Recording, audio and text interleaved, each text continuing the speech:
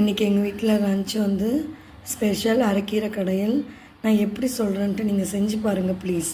அரைக்கீரை, வெங்காயம், தக்காளி, பூண்டு, கொஞ்சம் புளி, பெருங்காயத்தூள் போட்டு நல்லா வதக்கிடுங்க.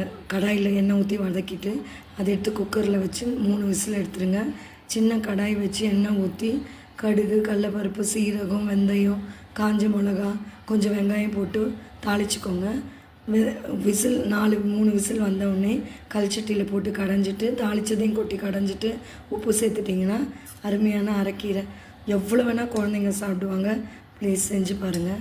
நெக்ஸ்ட் எங்கள் வீட்டில் இன்றைக்கி பச்சை பட்டாணி வேக வச்சு கருணக்கிழங்கு வறுவல், ஒயிட் ரைஸ், மிக்சர். நெக்ஸ்ட்டு குழந்தைங்களுக்கு காலையில் ஜூஸ், பெரும்பாலும் ஜூஸ் கொடுங்க. ஓகே, இன்றைக்கி எங்கள்